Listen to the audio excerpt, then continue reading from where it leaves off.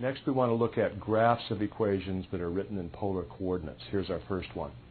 I want to graph the polar equation r is equal to 3. Well, r equal 3 means that I have ordered pairs r and theta in which r is 3 and theta can really be any number, so as long as r is equal to 3. So as I think about theta sweeping out here from 0 to 360 degrees, I can use any angle I want as long as I'm always 3 units out on it.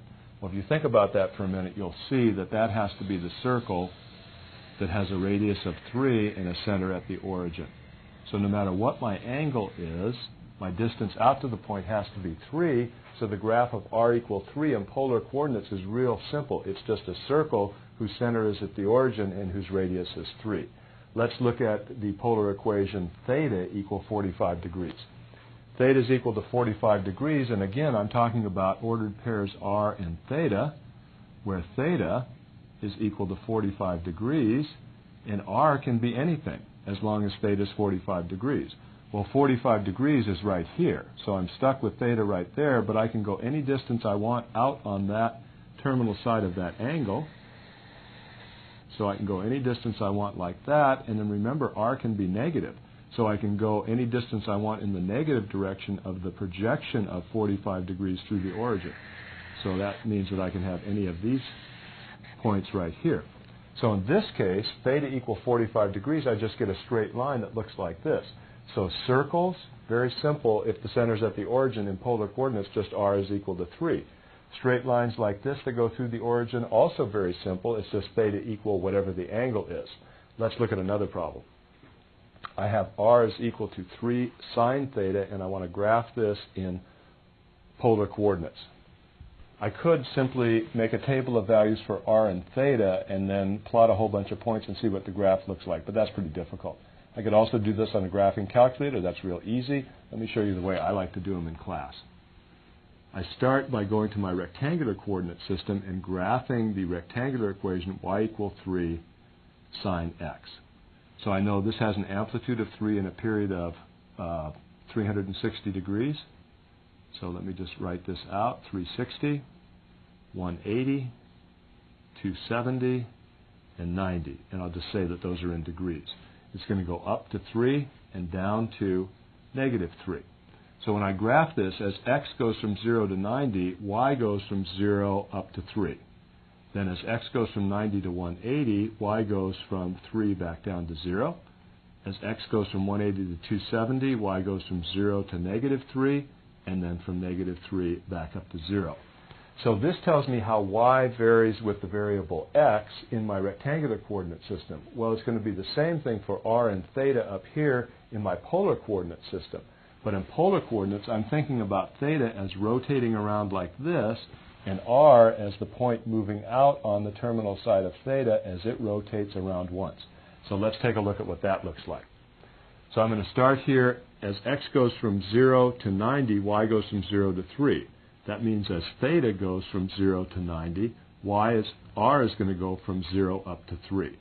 So I'm going to just put a couple of points in here. When theta is equal to 30 degrees, r is going to be equal to 3 times 1/2, which is 1.5. When theta is equal to 45 degrees, I'm going to have 3 times 1 over square root 2, which is about, I think, around 2.1. And when theta is equal to 60 degrees, sine of 60 is square root 3 over 2 times 3. If you do that on a calculator, I think it's about 2.6, something like that. And when theta is equal to 90 degrees, sine of theta is 1 times 3 is 3. So my graph is going to look something like this. As theta goes from 0 to 90, r goes from 0 to 3. Then as theta goes from 90 to 180, r goes from 3 back down to 0. Then as theta goes from 180 to 270, you can look over here and see from 180 to 270, r goes from 0 to negative 3. So as I rotate this way with theta, my r values are going to take on negative values and go back up around like that, and then back up around like this. So I'm just going to sweep out this circle as theta goes from 0 all the way around to 360 degrees.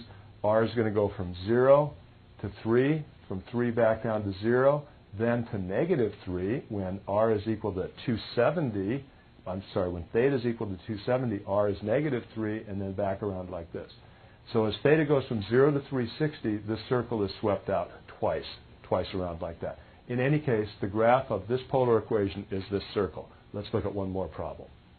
We want to graph the polar equation r equal 2 plus 2 sine theta. So I'm going to go right to my rectangular coordinate system first, just like I did in the last problem, and I want to graph y equal 2 plus 2 sine x, and that will tell me how y varies with x here in rectangular coordinates. Then when I go over to polar coordinates, I'll use the same idea to graph how r varies with theta.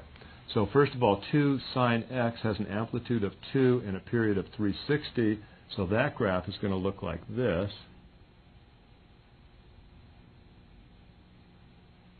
The graph I want is all of these points right here moved up 2 units. So instead of starting at 0, it starts at 2. Then instead of going up to 2, it's going to go up to 4. Then instead of being at 0 here, it's going to go back down to 2.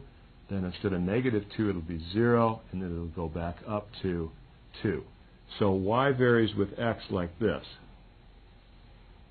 As x goes from 0 to 90, y goes from 2 up to 4.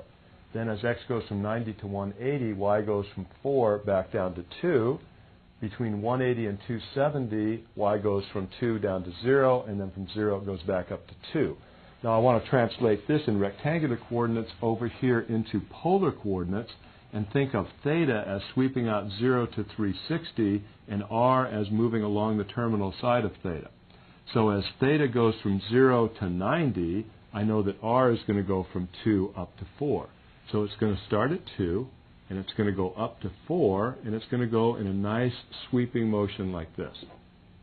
Then as theta goes from 90 to 180, that's the same as x going from 90 to 180, r is going to go from 4 back down to 2. So it's going to start at 4, it's going to go down to 2, and it's going to do it in a nice sweeping motion like this. Now, as theta goes from 180 to 270, it's the same as x going from 180 to 270 over here. I can see that y goes from 2 down to 0. So r is going to go from 2 down to 0 in a nice sort of sweeping motion like this. Then it's going to go from 0 back up to 2 as theta goes from 270 to 360. So I'm going to go from 0 back out to 2. So we get this sort of shape, which is known as a cardioid. Nice smooth curve like this. You should check this on your graphing calculators just to convince yourself that this works. You're not going to get a perfectly accurate sketch by doing it this way, but you're going to get a good intuitive idea as to how r and theta vary by looking at how x and y vary over here. So in any case, that's a look at graphing some polar equation.